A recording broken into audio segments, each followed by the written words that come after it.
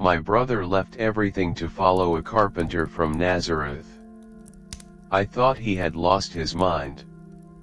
I told him so more than once, in the direct way that only a brother can. For 2 years I watched him abandon his trade, his home, his family, and I felt nothing but contempt for the man who had taken him. Then my son stopped breathing. And that same man came to my door. And I stood aside and let him in.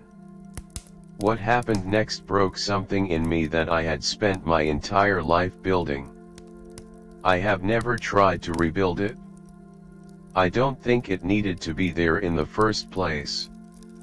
My name is Daniel. My brother is Andrew, one of the 12, one of the men who dropped their nets on the shore of Galilee and walked away without looking back. I was on that shore the morning it happened. I had come to help with the catch. I watched my brother set down his net mid-haul, the fish still moving in the mesh, and turn toward a man standing at the water's edge. I called his name. He didn't turn around. He just kept walking, and the stranger beside him kept walking, and within a minute they were gone around the bend in the shore road and the net was sitting in the shallows with no one holding it. That was the last conversation Andrew and I had for nearly a year. When he finally came back to visit thinner, sun-darkened, with the distracted energy of a man whose mind was always half somewhere else, I asked him directly, "What does this man give you that your own life couldn't?" Andrew thought about it for a moment. Then he said, "He sees me, Daniel. Not what I do. Not what I own. Me." I told him that sounded like something a woman says when she is falling in love unwisely. He laughed. He wasn't offended. That was the thing about Andrew. After Jesus he had become very difficult to offend, which I found, irritatingly, harder to argue with than anger would have been. I had a son named Eli. 7 years old. My wife's eyes, my father's stubbornness, and a laugh that started somewhere deep in his chest and arrived loud and without warning. He was the kind of child who made a room feel larger. I loved him with the fierce, wordless love of a man who does not speak such things aloud but would burn the world down before he let anything touch them. The fever came in the night. I told myself it was nothing. Children get fevers. I had seen it, I knew it. I told my wife not to sit up. On the second morning Eli was worse. On the third morning he would not eat. On the fourth day his skin was hot enough that I pulled my hand back when I touched his forehead, the way you pull back from something that has no business being that temperature. I brought physicians. 2 of them, then a third. Each one looked at my son with a face. I was learning to read the face of a man who is organizing what he knows against what he sees, and finding that what he knows is not enough. The third physician was the most honest. He sat with Eli for a long time, then stood and looked at me and said, "I have seen this before. Sometimes they recover. Sometimes they don't. There is nothing more I can give him. What happens now is not in my hands." He left. I sat down on the floor beside my son's mat because my legs had decided they were done holding me up. This is the part I want to try to describe accurately, because it matters. I was not a man given to doubt. I had built my life on the bedrock of things I could see and touch and measure: trade, family, the reliable machinery of effort and result. I had watched my brother surrender that bedrock for a wandering teacher, and I had thought, this is what happens when a man mistakes feeling for truth. I had been so sure. So continuously, exhaustingly sure. Sitting on that floor, I felt the bedrock go. Not gradually. All at once, like a man who has been leaning against a wall his entire life and turns around one day to find the wall was never there. Everything I had built my certainty on, my ability to manage, to provide, to stand between my family and the world's chaos, none of it had any purchase against what was happening on that mat. My son was 7 years old and he was leaving, and there was nothing in my entire arsenal of practical intelligence that could stop it. I had never felt so completely emptied of everything I thought I was. On the 5th night the physician's words came back to me.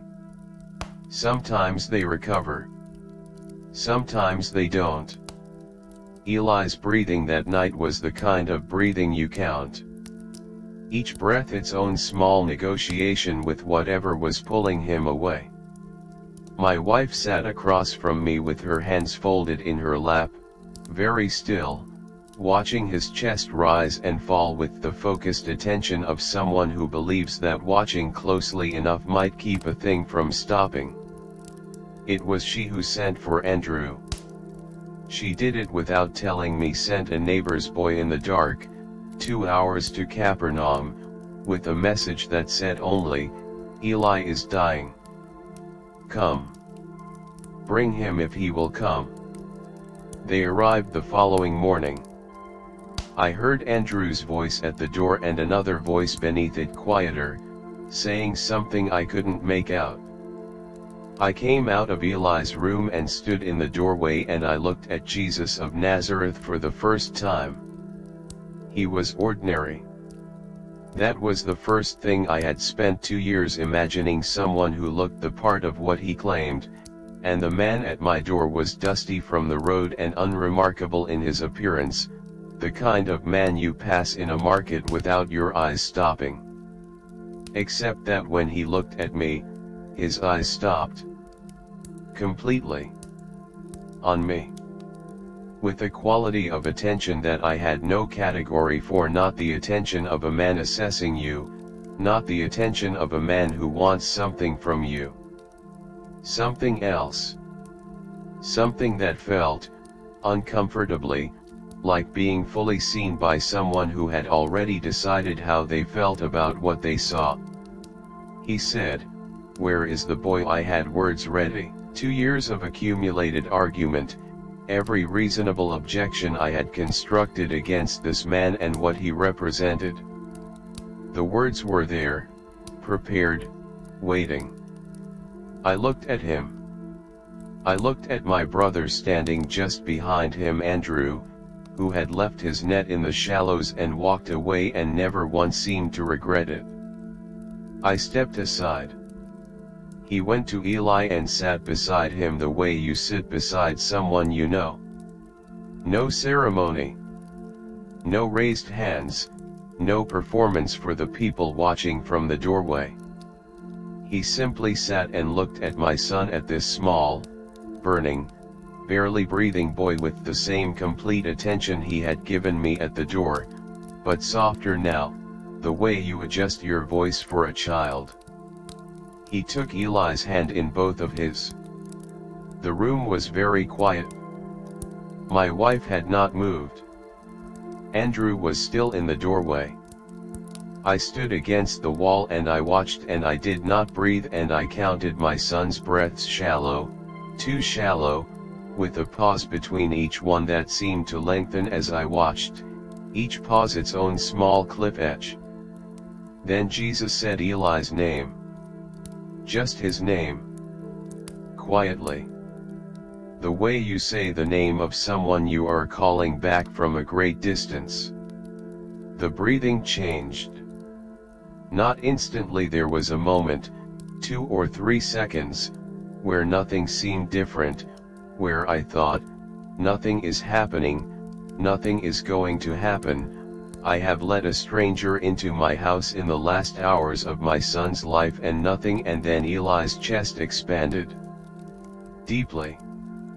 The full breath of a sleeping child, not the guarded negotiation of the last 5 days. Then another. Then his face changed, the tightness in it releasing, the furrow between his brows smoothing, some held thing letting go. Then he opened his eyes. He blinked twice, the slow blink of someone returning from somewhere far away. He looked at the ceiling.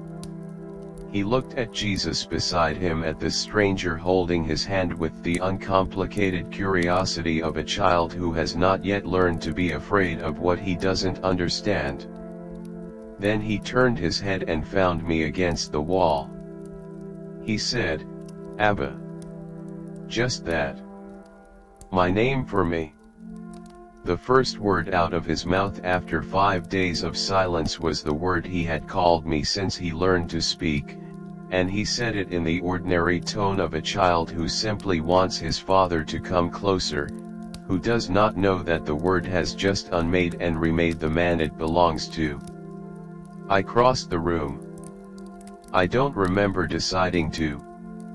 I was against the wall, and then I was on my knees beside him, and his hand was in mine, and he was warm the right way, the living way, not the burning way, and he said, "I'm hungry, can we eat?"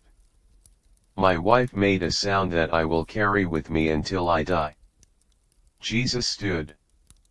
He looked at my wife and said, "Give him something to eat, he's been without food too long." Then he walked into the outer room and sat down and asked if there was water, because the road from Capernaum was dusty and he had walked since before dawn. I found Andrew later, outside, leaning against the wall of the house. I sat beside him. He didn't say anything. He had the look of a man who has watched this before and still hasn't gotten used to it, not detached, not triumphant, just quietly undone in the way that familiar miracles apparently still manage to undo you. After a long time I said, "I owe you an apology. For the net. For the things I said." Andrew said, "I know." I said, "I still don't entirely know what I believe." He said, "That's all right. Neither do I. I just know what I saw. Same as you, now." From inside the house came the sound of Eli eating, the frank, focused sounds of a hungry child working through a meal, punctuated by my wife's voice asking if he wanted more. Ordinary sounds. Sounds that 3 hours ago I had been preparing to never hear again.